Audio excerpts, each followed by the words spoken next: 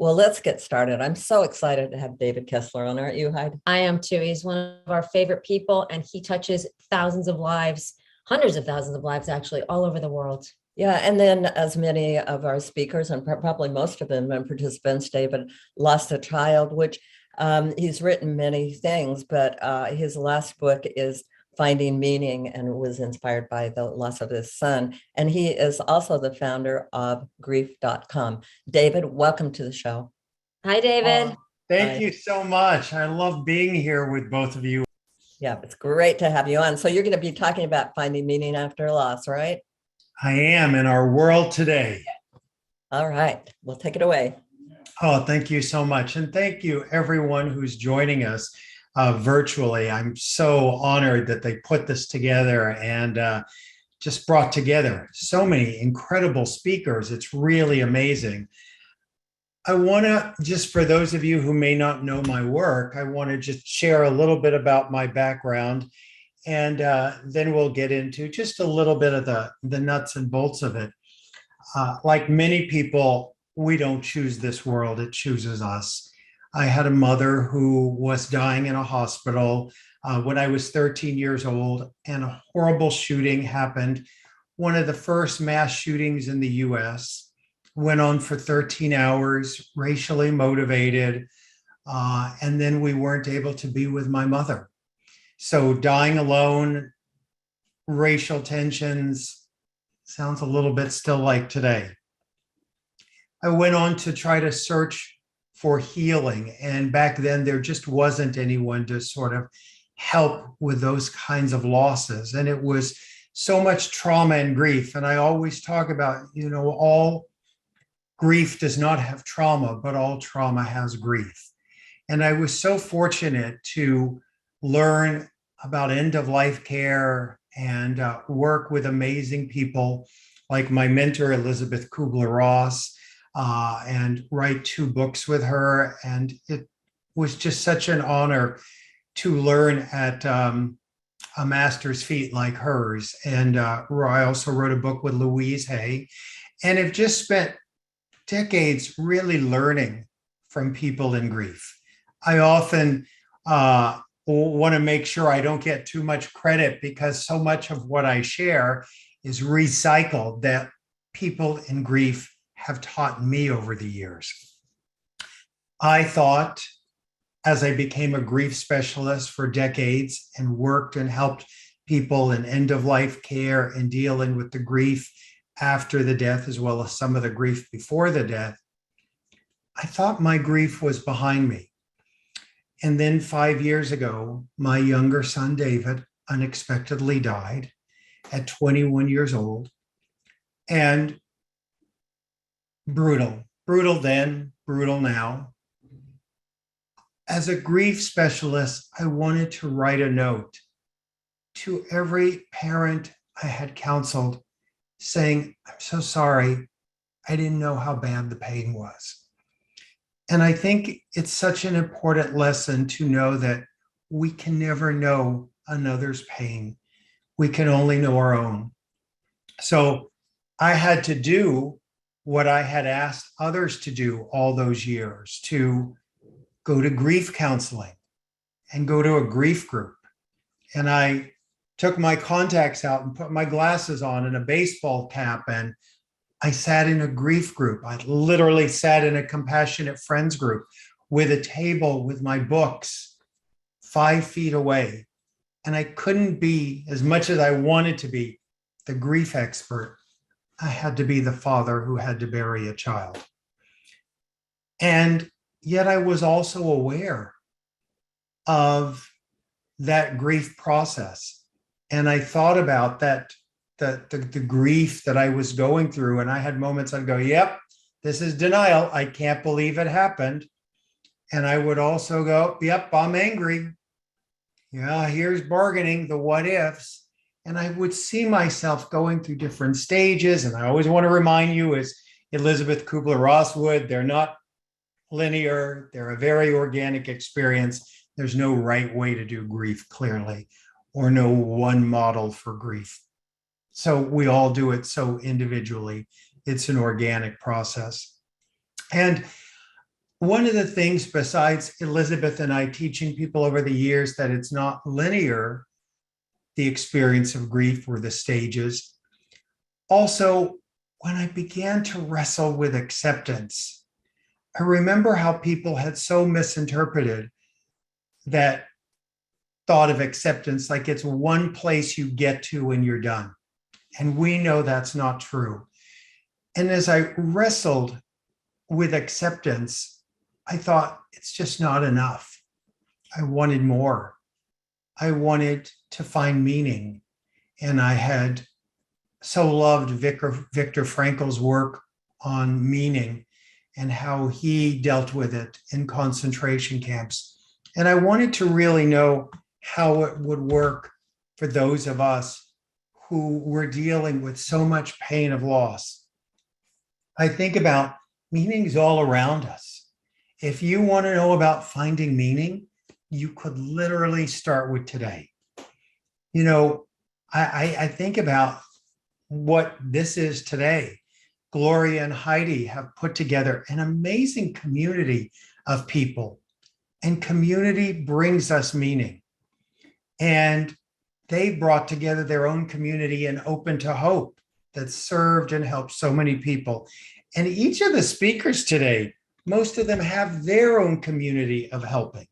And so I find so much meaning in just being here today with those of you watching and the people you're going to hear from. Brilliant people like Bonnie Carroll and Donna Schumann and Sherry O'Loughlin, Brian Smith, Ken Druck, Allison Gilbert, Michelle Neff Hernandez. These people have been through this themselves and are here helping. Glenn Lord, Kathy Murphy, you're going to hear from, and so many others.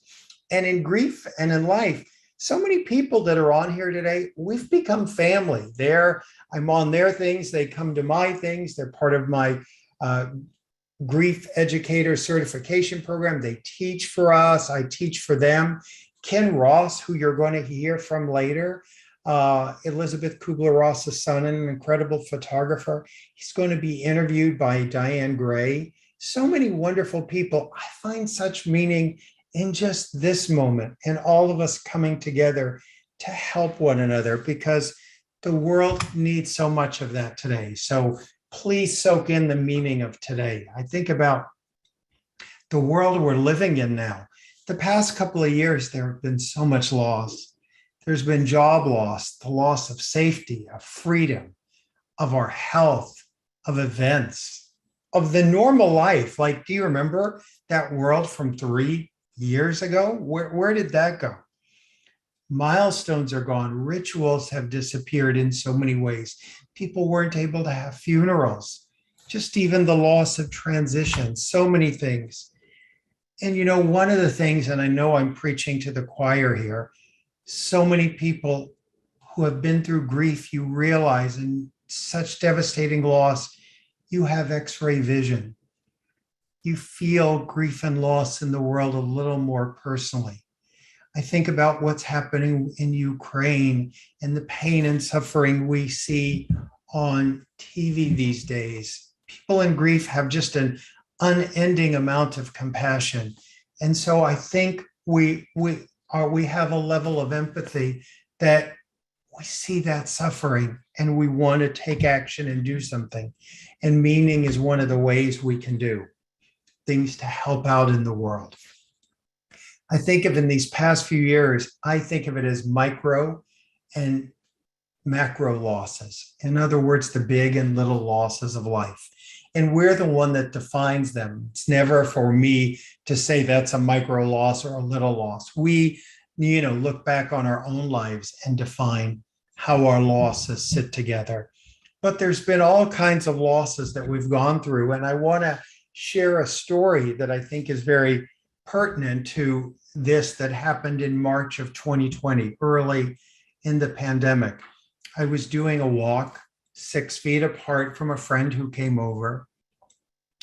And when we were talking, a young woman ran up and said, "Oh my gosh, my wedding's been postponed and I heard you deal with grief." And she just burst into tears. And she was talking to me about her grief. And I chatted with her about her disappointment, her sadness, And then after we chatted, she thanked me, she walked away. My friend turned to me and said, I couldn't believe her going on and on about her wedding being postponed. That's going to happen in a few months. And you've had the death of a child. Her grief, that's not even grief. And I said, no, no, no, you don't understand how grief works.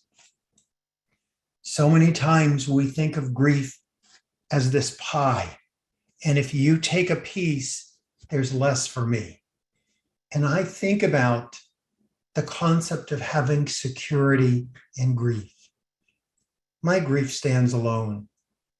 You know, her having grief, first of all, for her, that's a wedding she was dreaming about since she was 5.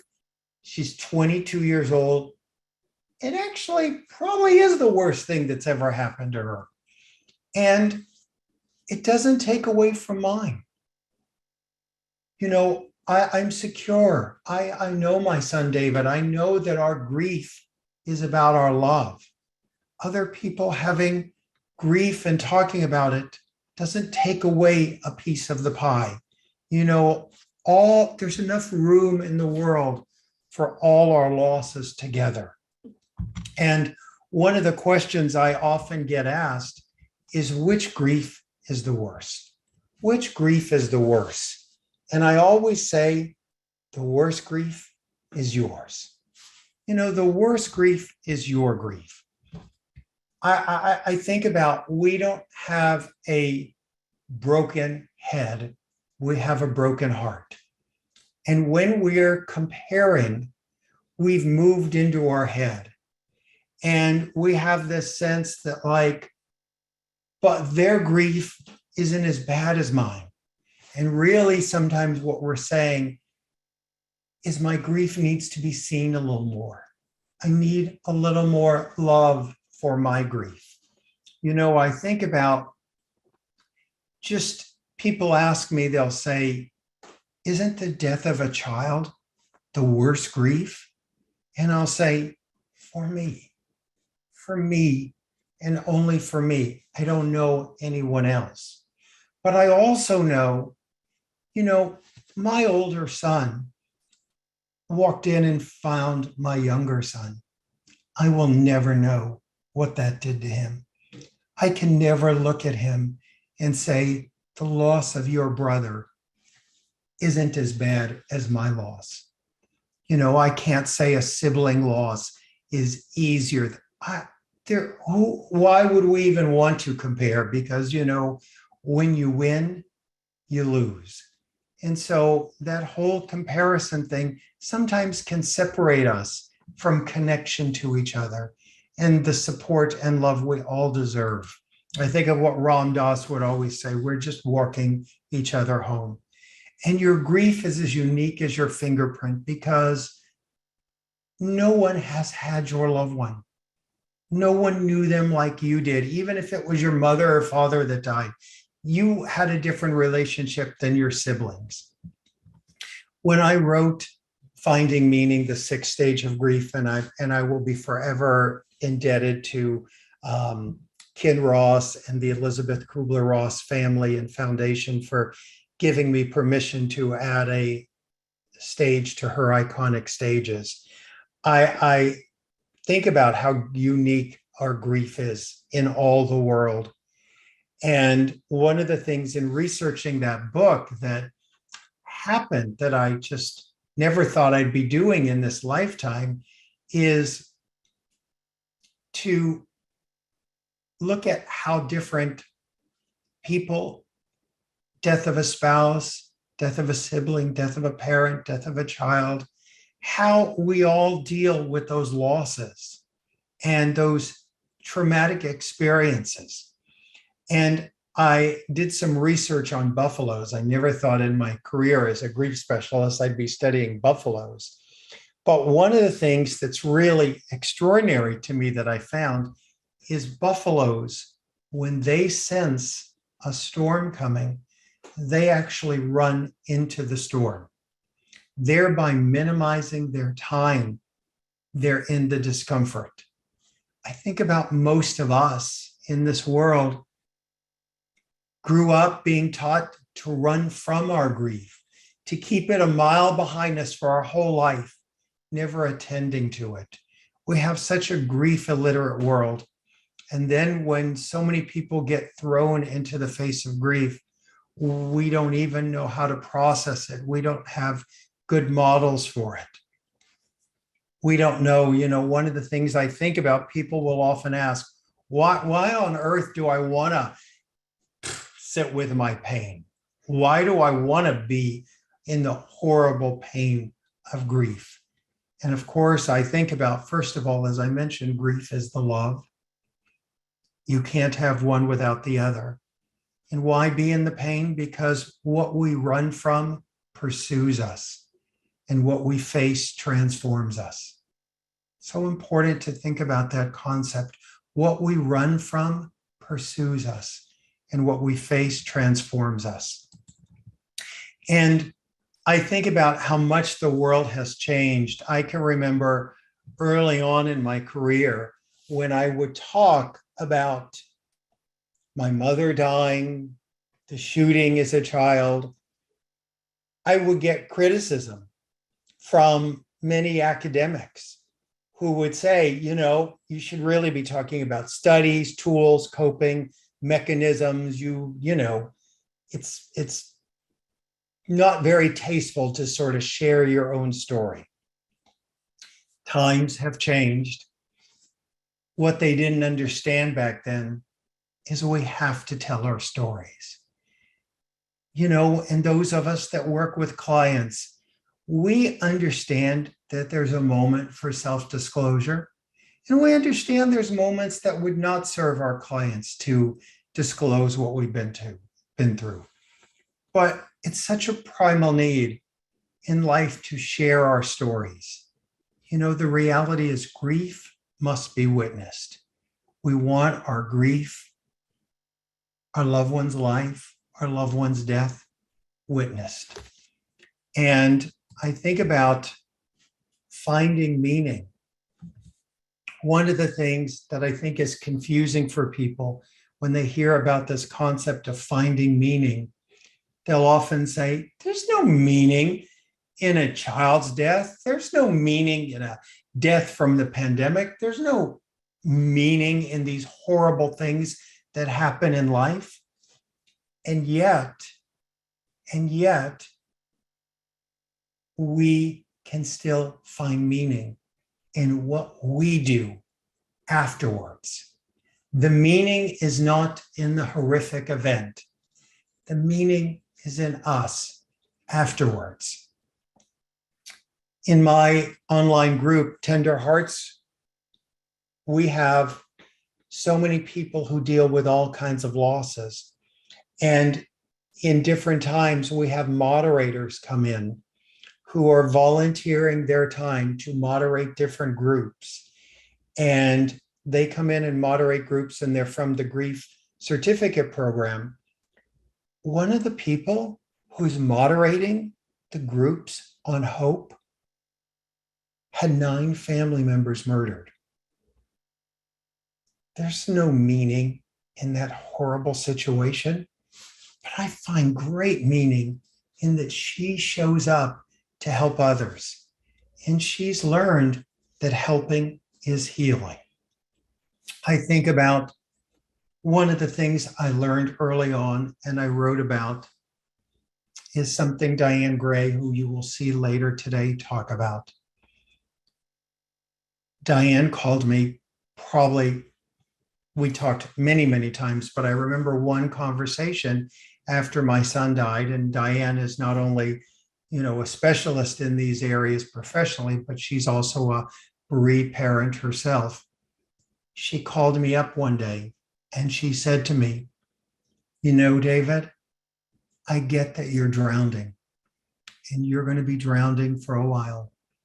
And she said, at a certain point, you will touch bottom and you will have a decision to make. Do you stay there or do you swim back? And I wasn't really ready to know the depth of what that meant at that time. But Diane had so smartly planted a seed.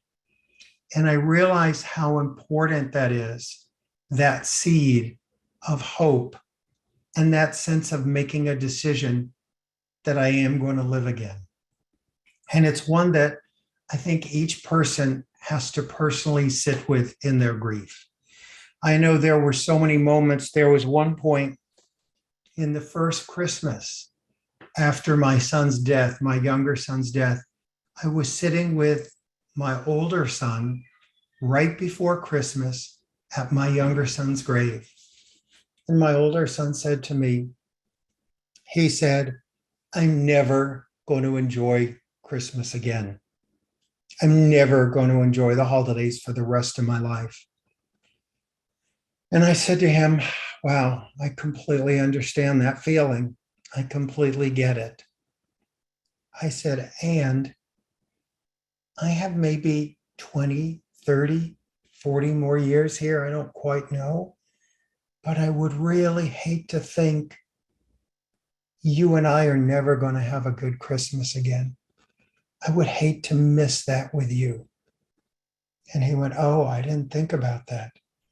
And I said, so at some point, maybe we'll find a way and make that decision to try to have a good Christmas again or good holidays again in honor of your brother and my son.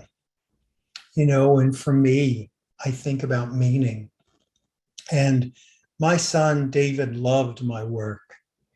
And it would be so easy for me to just have been done after that. You know, I pictured I could be the guy on my block with the old dilapidated house, and people go, who lives there? What happened to that guy? And they go, oh, he used to be a grief expert, and then his own son died, and now he never leaves his house. So easily, I could have been that guy. And I know probably for many of you, you've dealt with that feeling too, or maybe are dealing with it. And I had to really sit with, I know my son David, and he would not want his death to constrict my work. He would want it to expand it. So that's part of the meaning I've been trying to find. And I think about, you know, really thinking is meaning making. We don't have neutral thoughts. Every thought we have is about, you know, love or fear. We attach stories to everything we do. We either have a meaningless or a meaningful existence. And so meaning making is something that's in our mind, in our heart. It's instead of having the post-traumatic stress, we work towards our healing to find the post-traumatic growth. And post-traumatic growth actually occurs more often than post-traumatic stress, but we don't think about it as often. What can that be like? What can making meaning be after a death? It can be that your identity has changed because they lived. It can be your identity and your relationship with other people has changed because of it. You can have a changed outlook on life. Dare I say, you can even find growth and not just go through this experience, but grow through this experience. And, you know, I use the word healing, and so many times people go, I don't like that word healing, or what do you mean by healing? First of all, I think there's a myth that healing means forgetting. All of us today know we are never forgetting our loved ones, never forgetting them. What healing means to me is that horrible event that happened to them on one day and to us in one day does not get to define our love. It does not get to control our lives. That healing means eventually we can remember with more love than pain, but in our own time and in our own way. Meaning can look like finding gratitude for the time we had with them. And by the way, if you're early in grief, gratitude is a word that you can't imagine. It might be just instead of gratitude, a win. It could be that you took a shower this morning. That was the win for the day. Meaning can be finding a way to commemorate and honor our loved one. Maybe meaning is realizing the brevity of this life we have and the value in it. And it can be a springboard to some sort of shift. Meaning can be just that we're changed by we knew them this life. It can be feeling changed by how they died. And we want to change the world so no one else dies the way they can. There's so many different ways meaning can occur. And one of the things is meaning is found in the little moments. So many times we think about the people who started a foundation, or they're doing the 5K run in their loved one's honor, or they're doing these big things. That's great. But meaning is also found in little moments like these. Me being with these other speakers today, and all of you who are joining us today, collectively joining in our grief and in our love, it's so meaningful. This is a meaningful moment. I remember talking to one woman whose child had died at 2 months, and she goes, there's no meaning in his horrible death. There's no meaning in Aaron dying. And we sat together for 2 hours, and she told me about what Aaron meant to her, and how even though that 2 months was so brief, it meant so much to her. And she said to me, there can be no meaning. And I said, I get why you feel that way. But I just want you to know these 2 hours that we've sat together and you've told me about Aaron has been so meaningful to me. And I find great moments and meaning in knowing about his life and his death. You know, I think of 2 goals in grief work for me is to figure out who we are in this world without them. And the second one is to establish a new relationship with them. We knew how to love them when they were present, but how do we learn to love them in their absence? I think about also, you know, our grief is so shaped by a million things. Last year, I had 2 stents put in my heart. And Ken Ross, who you're going to hear from later, he and I have talked about our heart problems, but it's fascinating to me. One friend of mine said when she heard I needed to have 2 stents in my heart and that I was having some issues, she goes, oh, that heart of yours, what a problem it is. And I remember going, oh my gosh, I don't see it that way. This heart has beaten and continued to beat through my mother dying, my father dying, through a shooting in my childhood, through so many horrific events, through, oh my gosh, AIDS, pandemics, epidemics, friends dying, loved ones dying, then my son dying. I said, this heart is amazing.